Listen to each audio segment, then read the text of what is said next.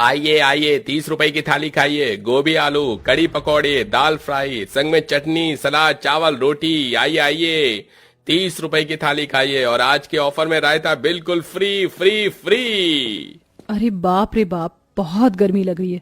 धूप में चल चल के पागल हो गई हूँ भैया। और भूख भी लग रही है, लेकिन गरम खाना देखकर खाने का मन नहीं कर रहा। जरा एक थाली लगाना। जी मैडम, अभी देता हूँ। रानू उसका खाना खाती है तो अच्छा नहीं लगता, पर लस्सी पीकर कहती है, भैया आपका रायता तो बहुत अच्छा लगा, लेकिन आपकी ये गोभी आलू की सब्जी और चटनी दोनों खराब हो गई हैं, शायद गर्मी की वजह से, इसलिए मैं आपके पूरे पैसे नहीं दूंगी। ये लीजिए 20 रुपए। कोई बात नहीं मैडम, यही ठीक है। कहीं बाकी लोग ये खराब सब्जी खाकर और कहें, इससे पहले मैं इस सब्जी को हटा देता हूँ। अभी भी मेरे पास 3 सब्जी बाकी हैं, इनको ही बेच लूंगा। अब तो मेरी बोनी भी नहीं हुई है। हर कोई बस 5 स्टार होटल में ही खाना खाना चाहता है या रेस्टोरेंट में बैठकर। अगर ऐसे ही चलता रहा तो हम जैसे ठेले वालों का क्या होगा। कमलेश खराब सब्जी को हटा देता है। बहुत देर हो जाती है। धूप में खड़े खड़े वो परेशान हो जाता है, लेकिन 1-2 लोगों से ज्यादा कोई भी उसके छोटे से ढाबे का खाना खाने नहीं आता। आज भी उसकी बिक्री कम हुई थी। हताश होकर कमलेश घर आ जाता है। उसके ठेले लगाने की आवाज से आरोही घर के बाहर निकलती है। अजी आज तो आप 5 बजे ही आ गए, रोज तो 7 बजे तक आते हो और आप परेशान भी लग रहे हैं, क्या हुआ? बताता हूँ। ऐसा कहकर कमलेश खराब सब्जी को बाहर फेंक देता है और अपने ढाबे का बचा हुआ खाने का सामान घर में ले जाता है। आज तो मैं खाना बनाने की कोई जरूरत नहीं है आरोही, हम सब ये खाकर खत्म कर लेंगे। हे भगवान, एक सब्जी आपने फेंक दी और अब इतना सारा खाना, हमारी बिक्री नहीं हो रही है क्या? 4 दिन पहले भी आप यही कर रहे थे। वैसे ही घर में खाने को पैसे नहीं है और बड़ी मुश्किल से हम ढाबे के लिए सामान जुटाते हैं, जिससे दूसरों को खाना खिलाने के लिए पैसे कमा पाए, लेकिन मुझे तो बस नुकसान दिखाई दे रहा है। बेटा, तेरी ढाबे का काम ठीक से नहीं चल रहा है क्या? अरे बस कीजिए आप दोनों, मेरे आते ही चढ़ गए हैं मुझ पर। कुछ बोल नहीं रहा हूँ फिर भी बोले जा रहे हैं बोले जा रहे हैं। आपको दिखाई नहीं देता क्या? इतने दिन से मेरा काम नहीं चल रहा है और प्रमाण पत्र दूंगा आपको लिखकर कि काम नहीं चल रहा। हाँ, आप दोनों को दिख रहा है ना कैसे मैं सब्जी फेंक रहा हूँ, बनाया हुआ खाना वापस घर में लौट कर आ रहा है। अगर काम अच्छा चलता तो ये सब लेकर क्यों आता हूं मैं, हैं? अरे दिमाग फटा जा रहा है। वैसे ही गर्मी में कैसे कैसे खड़े होकर खाना बेचता हूँ, लोगों को आवाज लगाता हूँ, और आज तो मेरी एक सब्जी बर्बाद हो गई गर्मी की वजह से।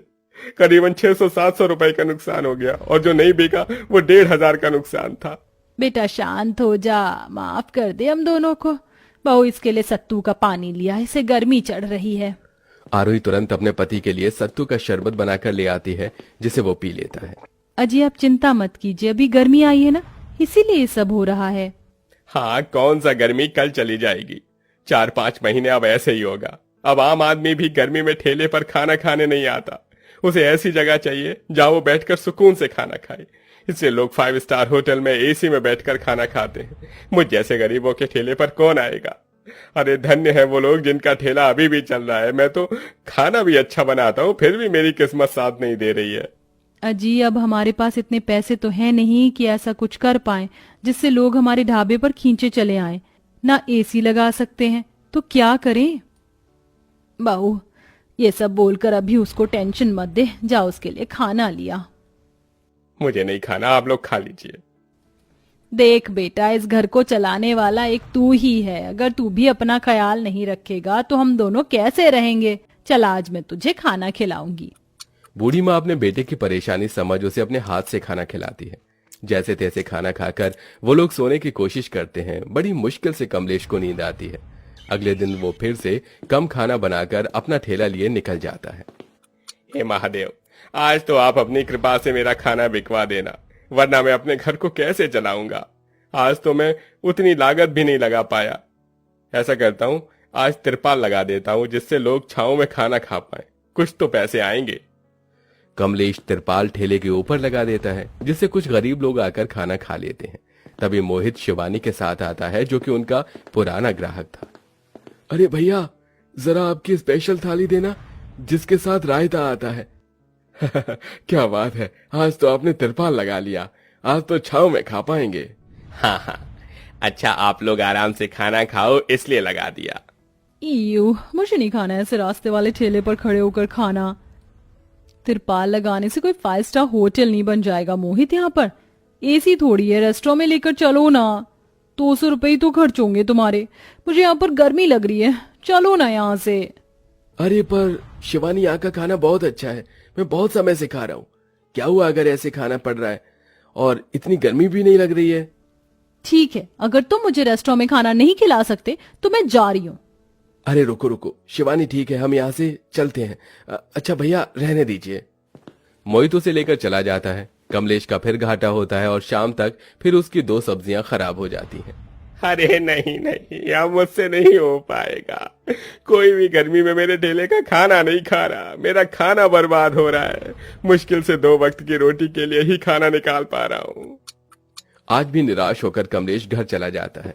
उसकी आंखों का पानी कविता और आरोही से सब कुछ कह देता है और वो ठेले को भी झांक लेती है। तभी आरोही महादेव की मूर्ति के सामने कहती है, हे भगवान, आज आप बता ही दीजिए कि मेरे परिवार ने, मैं और मेरे पति ने आपको कभी अपनी भक्ति से निराश किया हो, तो क्यों आप हमारी ऐसी कठिन परीक्षा ले रहे हैं? 1-2 हफ्ते से हमारे कितने सारे पैसे बर्बाद हो गए, अब घर में भी खाने को कुछ नहीं है। आज कमलेश जी की आंखों में पहली बार मैंने आंसू देखे हैं। क्या हमारा ढाबा कभी नहीं चल पाएगा? क्या हम गर्मी की वजह से अपने व्यापार से हाथ धो बैठेंगे? अब आपको ही कुछ करना होगा महादेव, आपको ही कुछ करना होगा, वरना मैं अपने हाथ से ये जोत नहीं हटाऊंगी। बहुत देर तक आरोही अपने हाथ में कपूर की जोत लिए रहती है। अब उसका हाथ जलने को आया था। तभी महादेव की मूर्ति से एक तेज रोशनी में आवाज आती है, बस बस पुत्री, तुम्हें अपनी भक्ति साबित करने की कोई आवश्यकता नहीं है। मैं तो तुम्हारी थोड़ी सी परीक्षा ले रहा था, पर अब तुम्हारा ऐसा समाधान करूंगा कि सब लोग तुम्हारे ढाबे पर आएंगे और इसमें तुम्हें भी अपने पति की मदद करनी होगी। तभी महादेव के त्रिनेत्र से एक चमचमाती रोशनी उनके फ्रिज पर पड़ती है। पुत्री, अब तुम्हारे फ्रिज से ऐसी बर्फ की सिल्ली निकलेगी जो कभी पिघलेगी नहीं। अब तुम उसका एक अच्छा सा ढाबा बनाओ जिस पर लोग खाना खाने आएंगे। इतना कहकर महादेव अंतर्ध्यान हो जाते हैं और इसी आस में आरोही अगले दिन से एक अच्छी जगह चुनकर अपने बर्फ से ढाबा बनाने की नींव रखती है। बाहू, ये तू क्या कर रही है? ये बर्फ चंद मिनट में पिघल जाएगी। नहीं माँ जी, इसे आप महादेव का आशीर्वाद समझना। मैं अपने फ्रिज से जो भी बर्फ लाकर यहाँ पर ढाबे बनाऊंगी वो कभी नहीं पिघलेगी। इससे लोग हमारे ढाबे में खाना खाने आएंगे और बर्फ का ढाबा तो हमारे अलावा कोई भी नहीं लगा सकता और हमारी कमाई बढ़ने के बहुत उम्मीद है। सब्जी भी खराब नहीं होगी। क्या सच में आरोही ऐसा हो पाएगा? हाँ जरूर। तभी दोनों पति पत्नी अपने फ्रिज से ढेर सारी बर्फ निकालकर ठेले पर रख रख कर ढाबे तक ले जाते हैं और 2 दिन में अपने बर्फ का ढाबा खड़ा कर देते हैं, जहां पर फिर दोनों पति पत्नी मिलकर खाना बनाने लगते हैं। बर्फ के ढाबे का बोर्ड देखकर आसपास के लोग आने लगते हैं। अरे क्या सच में ये बर्फ का ढाबा है? ये मेरी आंखों का वहम? ये कोई वहम नहीं है, ये सच में हमारा बर्फ का ढाबा है और इसकी ठंडक में बैठकर खाना तो खाइए। मजा ना आ जाए तो बताइए। सच? आजा पारुल, आज तो हम यहाँ पर खाना खाकर जाएंगे और बोर्ड पर रेट तो देख, बहुत सस्ते हैं। फिर दोनों बर्फ के ढाबे में बैठकर खाना खाते हैं और एक बार लेने के बाद दोबारा खाते हैं। अरे वाह, आपकी कढ़ी चावल, कढ़ी पकौड़ा, मटर पनीर, आलू की सब्जी इतनी टेस्टी लग रही कि उंगलियां चाट रही हूँ जब से। थोड़ा सा एक्स्ट्रा मिलेगा क्या? ऐसा कीजिए, आप अलग खाली दे दीजिए। मेरी दोस्त के लिए भी आपका बर्फ का ढाबा बहुत अच्छा है, एक से भी ज्यादा अच्छा लग रहा है मुझे। सच? आपका बहुत बहुत शुक्रिया। अरे बर्फ का ढाबा, यहाँ पर लिखा है कि यहाँ बहुत ठंडक है और खाना भी सस्ता है।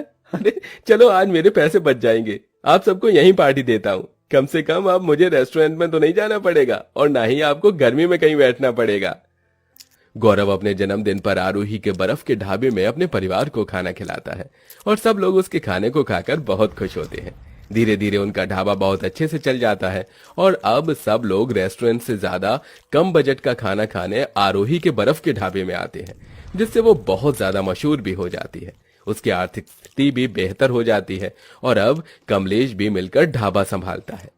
आरोही, सच में तुमने कर दिखाया। मैं तो अपने काम से इतना निराश हो गया था कि ढाबे में काम करने से हाथ कांपने लगे थे, पर अब तुम्हारा हाथ बटाऊंगा। हम दोनों मिलकर अपना बर्फ का ढाबा संभालेंगे अरे अरे भैया, आपने बर्फ का ढाबा खोल दिया, मुझे तो पता ही नहीं चला। उस दिन के लिए मुझे माफ कर दीजिए। मुझे आपके बर्फ के ढाबे की ठंडक यहाँ तक आ रही है। अब गर्मी में देखना सब यहीं पर आएंगे और मैं अपनी गर्लफ्रेंड को भी लाऊंगा। जरा एक प्लेट खाना लगा दीजिए, बहुत भूख लगी है। हाँ आओ, मैं तुम्हें स्पेशल थाली दूंगा। इस तरह गरीब बहू गर्मी में संघर्षों से गुजरते हुए अपना बर्फ का ढाबा खोलती है, साथ ही अपने पति की हिम्मत को वापस जोड़ती है। इसके बाद अब वो खुशी खुशी अपने बर्फ के ढाबे को चलाकर फ्री में गरीब लोगों को भी खाना खिलाते थे।